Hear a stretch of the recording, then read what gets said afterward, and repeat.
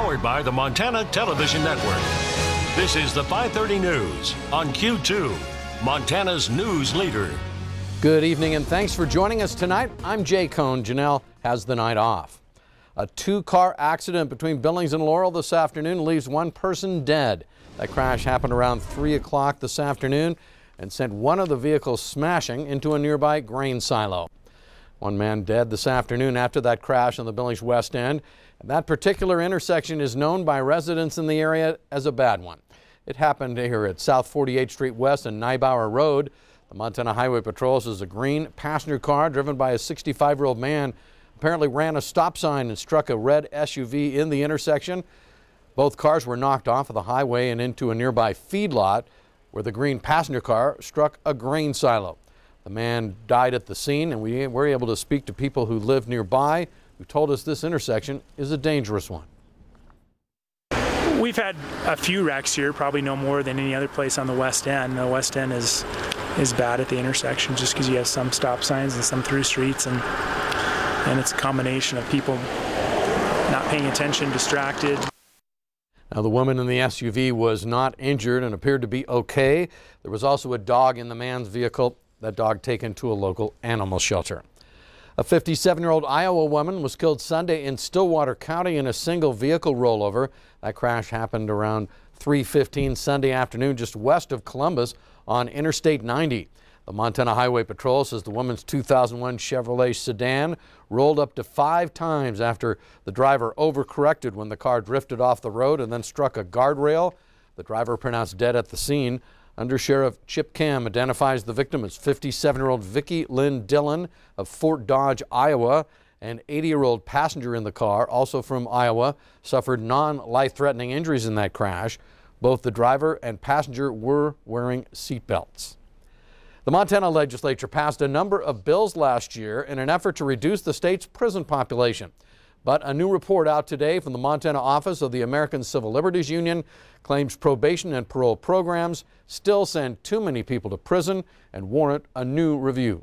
MTN's Mike Dennison reports. In Montana, some 8,000 criminal offenders are on probation or parole, meaning they're not in prison but still supervised by the State Department of Corrections. Each year, hundreds of them are sent to prison for violating terms of their release. The American Civil Liberties Union says 75 to 80% of those are for technical violations, such as failing a treatment program or not immediately getting a job. We're seeing that individuals are set up to fail.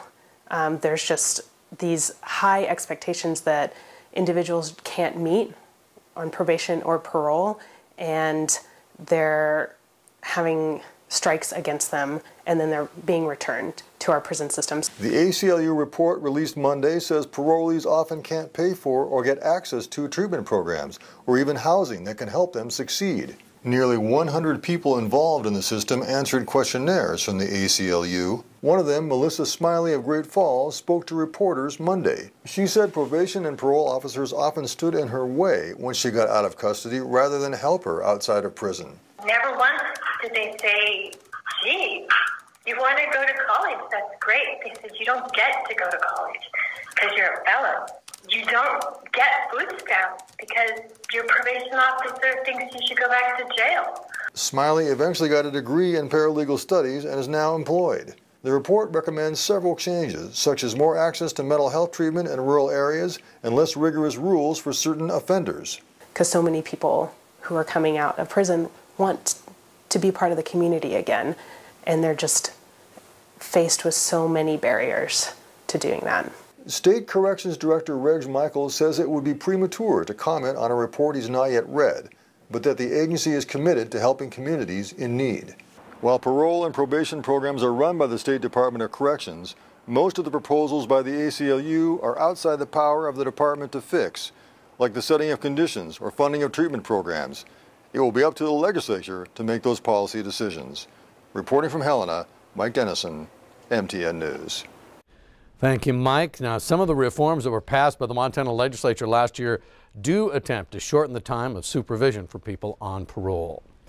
The Lockwood Fire Department is welcoming 11 new reserve firefighters this month and hopes to add 2 more positions in the near future.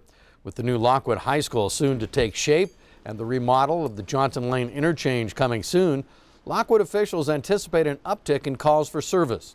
Fire Chief John Staley says his department is getting ready for additional growth, looking to buy a new ambulance in the coming months. As far as the tax burden, Staley says voters will not be asked to support a new bond or a levy anytime soon. But if growth in Lockwood continues, a second fire station could be needed within 10 years or so. One man's recovering after he was attacked by a bear Sunday afternoon in the Beartooth Mountains. Happened near the Montana-Wyoming border. The victim, who is from out of state, was backpacking with a group of friends when he hiked ahead of them, and that's when he said he came upon two bears at close range, too close to deploy bear spray. His group alerted authorities to the incident, and Wyoming's Game and Fish Department responded.